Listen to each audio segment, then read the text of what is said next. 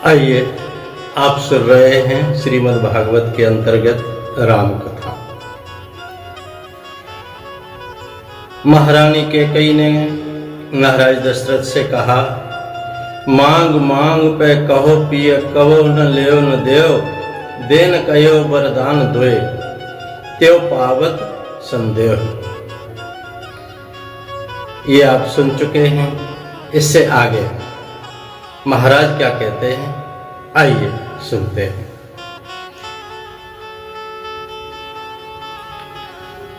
रानी रघुकुल रीत सदा चले आई, प्राण जाए पर वचन न जाई। नए असत्य संपातक कुंजा, गिर सम होए के कोटिक गुंजा। सत्य मूल सब सुकृत सुहाए, वेद पुराण विदित मन गाए। महारानी जी, अपने रघुकुल की तो यह रीति है, सदा से चली आ रही है कि प्राण भले ही चले जाएं पर वचन नहीं जाता है।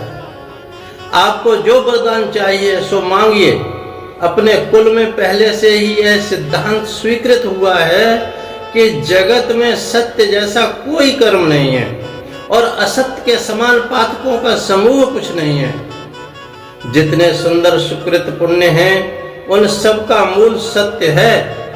यह वेद पुराण उपनिषद में विदित है और मनु ने भी बखाना है इस बात को। यज्ञवल्क्य जी भारद्वाज जी को बताते हैं कि इस प्रकार दशरथ जी ने वरदान मांगने के लिए कहा कि कई 2 के बदले 4 वरदान मांग लो। तेरी मांग यदि मैं न पूरी करूं तो मुझे राघव की सौगंध। दशरथ जी श्री राम की सौगंध से बोले, तब कैकेयी को विश्वास हो गया कि अब महाराज वचन भ्रष्ट नहीं हो सकते। कैकेयी अब सावधान हो गई। महाराज के सामने कैकेयी जी वस्त्रों और अलंकारों से सजने लगी।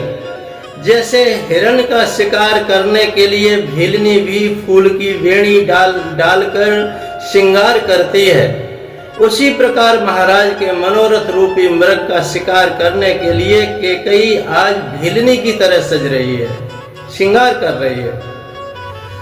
राजा का मनोरथ सुंदर वन है और इस मनोरथ का सुख पक्षियों का समूह है और उन पर कैकेयी व्याधिनी मानो वचन रूप भयंकर बाण छोड़ना चाहती है। आज संपूर्ण अवध में राममय वातावरण है। रात का समय है, किसी को पता ही नहीं है कि कैकेयी के भवन में क्या होने जा रहा है। सारे अवध में जय श्री राम की घोषणा हो रही है। तुलसी बाबा को अभी से ही वनवास की छवि नजरों में दिखाई देने लगी, अतः उपमा भी बन की ही देने लगे। दशरथ जी बड़े प्रसन्न हैं कि कल राम गद्दी पर बैठेंगे, हम दोनों उनकी आरती उतारेंगे। रानी जी से कहते हैं कैकेयी से, तभी कैकेयी वरदान मांगती है।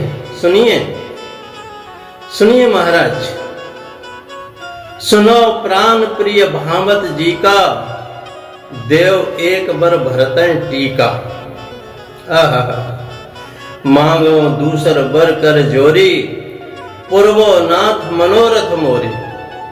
तापस बेस विशेष उदासी, 14 बरस राम वनवासी। नव पंच वर्षाणी, चीरा अजन धरो धीरो। दंडकारण्य माश्रिता, रामो भवत तापसा। वाल्मीकि रामायण। हे प्राण प्रिय, कितना स्वार्थ अभी आपने सुना कि कोप भवन में कैकेयी को जब राजा स्पर्श करते हैं तो वह धक्का मारती है, झटकती है। वही कैकेयी अब प्राण प्रिय कह रही है। तुलसी बाबा संसार का बहुत सरस दर्शन कराते हैं। जो कैकेयी अभी तक चिड़ी हुई थी, नागिन की तरह फुफकार कर रही थी, दशरथ को दूर हटाती थी, वही कैकेयी दशरथ जी से राम की सौगंध खाकर वचन देने की प्रतिज्ञा प्रकट की। तब कहती है कि हे प्राण प्रिय, संसार में जब स्वार्थी आदमी को अपने स्वार्थ की पूर्ति दिखाई देती है, तब वह संबंधों को बदल डालता है। तब तो सब प्राण प्रिय हो जाते हैं उसके। जहाँ केवल श्री लिखना हो वहाँ पर परम आदरणीय आदि लिखने लगता है, और जो स्वार्थ पूर्ति में विघ्न हो जाए तब फिर संबोधन बदल डालता है, फिर श्री को भी निकाल देता है, सीधे नाम ही ग्रहण करता है। इसलिए तो यही संसारियों का नियम देखकर बाबा जी को लिखना पड़ा, गोस्वामी जी को लिखना पड़ा। स्वार्थ लाभ करें सब प्रीति, सब स्वार्थ की प्रीति करते हैं सर मुन जन सबकी यही रीति। इस संसार में सब स्वार्थ के कारण ही प्रेम करते हैं। स्वार्थहीन प्रेम करने वाले तो केवल दो ही हैं, एक संत, दूसरे भगवंत। बिना किसी स्वार्थ के दूसरों का कल्याण करना यह तो संतों का सहज स्वभाव है। बाकी तो हम आप सब जानते हैं कि प्राय अधिकांश संबंध स्वार्थ से बंधे होते हैं। स्वार्थ से जब जब स्वार्थ आया तब तब सभी संबोधन बदल डालते हैं। आज कैकेयी भी दशरथ जी को प्राण प्रिय कहती है, अथवा प्राण प्रिय कहने का भाव यह है कि कैकेयी इस काल में महाराज जी के प्राणों की भूखी है, इसलिए प्राणों को छीनने वाली कैकेयी प्राण प्रिय कहती है। हे प्राण प्रिय, प्रथम वरदान यह मांगती हूँ कि श्री राम के बदले भरत को राज तिलक दीजिए। अयोध्या की गद्दी पर भरत को मिले अयोध्या की गद्दी, और मांगने में कितनी होशियारी उसने पहले राम वनवास नहीं मांगा। उसने सोचा कि पहले राम वनवास मांगूं तो महाराज राम का वियोग सहन नहीं कर सकेंगे और प्राण छोड़ देंगे, तो भरत के लिए गद्दी मांगने का वरदान वैसे का वैसा ही रह जाएगा, और पुत्र के लिए शासन सुरक्षित किया। पहले अपने भरत के लिए शासन सुरक्षित किया, अब दूसरा वरदान मांग रही है। मांगो दूसर बर कर जोरी, पूर्वो नाथ मनोरथ मोरी।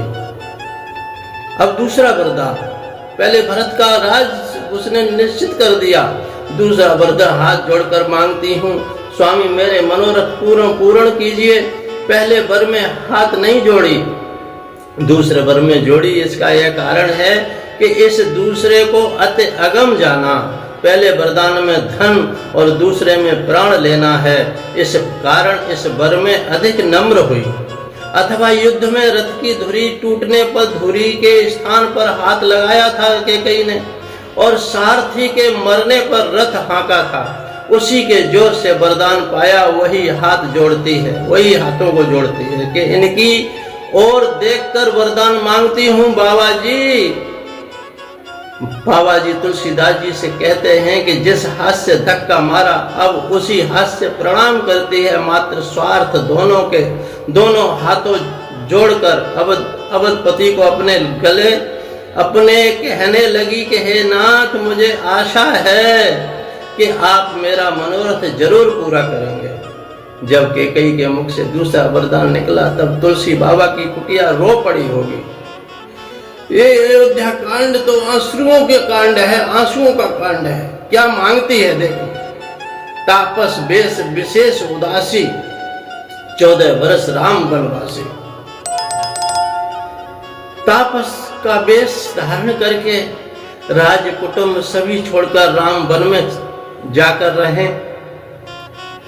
कैकेयी के मुख से जब यह दूसरी मांग निकली तो उससे अवध की जनता 14 वर्ष तक रोती रही। भरत को भिक्षुक बनाया है कैकेयी ने, और स्वयं कैकेयी कौशल्या और सुमित्रा के मांग का सिंदूर मिटा दिया, उसने अपना भी मिटा लिया।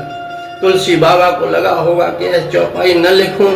चौपाई लिखते वक्त उनके हाथ जरूर कांप गए होंगे, वे बहुत रोए होंगे, विवश होकर उन्हें यह चौपाई लिखनी पड़ी होगी। श्री राम कथा लिखते लिखते बाबा जी की लेखनी कांपने लगी।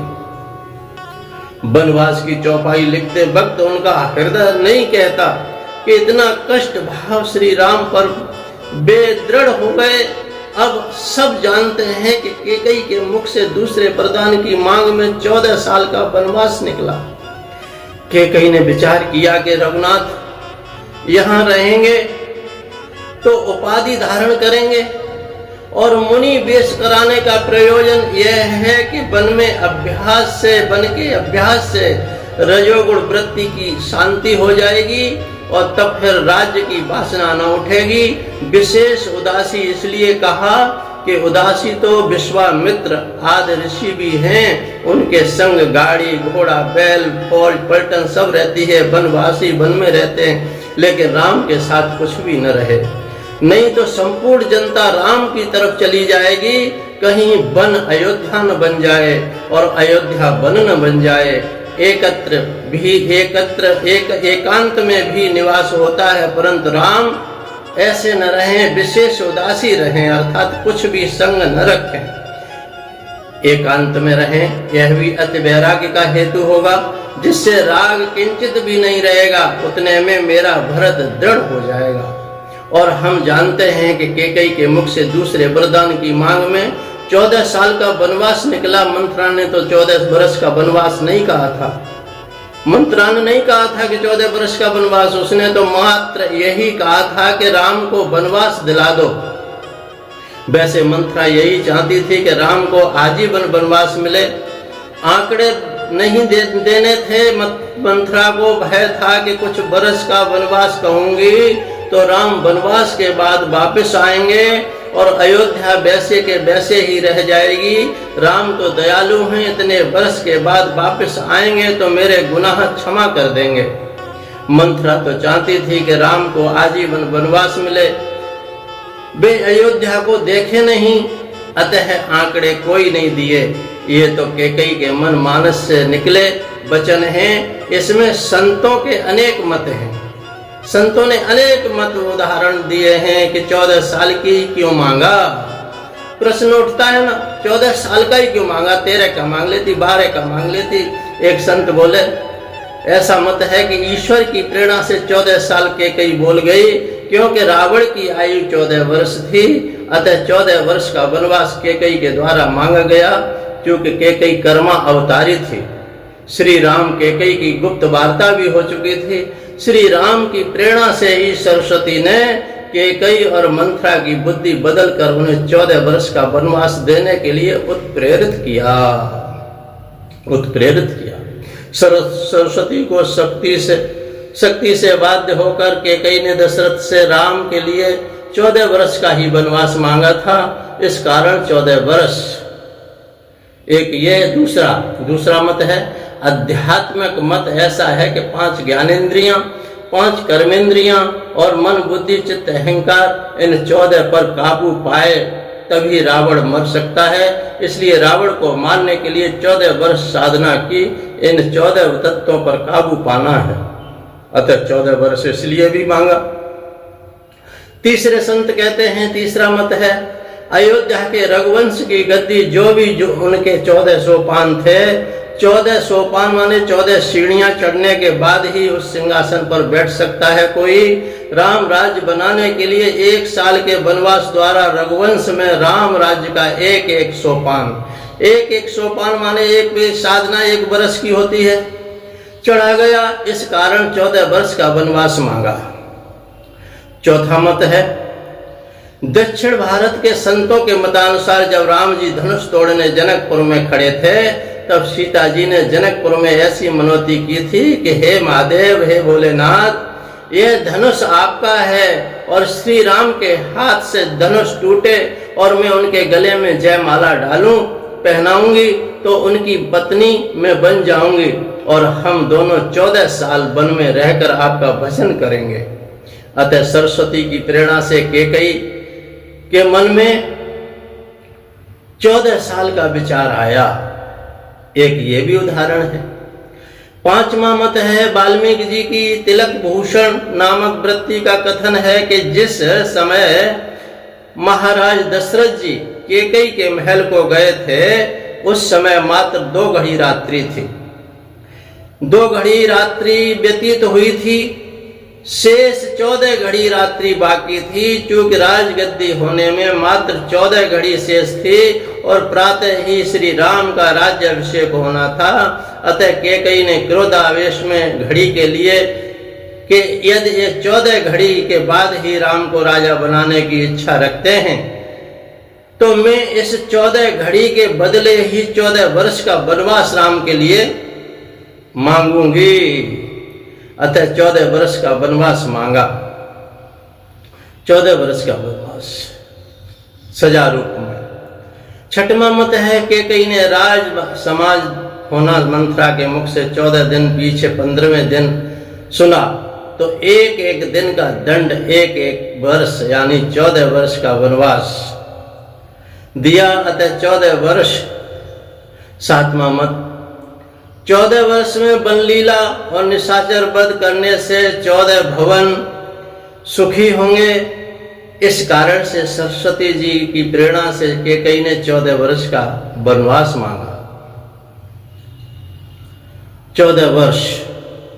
8वां मत भी है, जब श्री राम जी ने विश्वामित्र के यज्ञ की रक्षा के लिए मार्ग में जाते समय ताड़का नामक राक्षसी को मारा था, वह मुक्त हो गई। मरते मरते राम के कहने पर ताड़का ने राम से 14 वर्ष के लिए वरदान में अयोध्या का राज्य मांगा।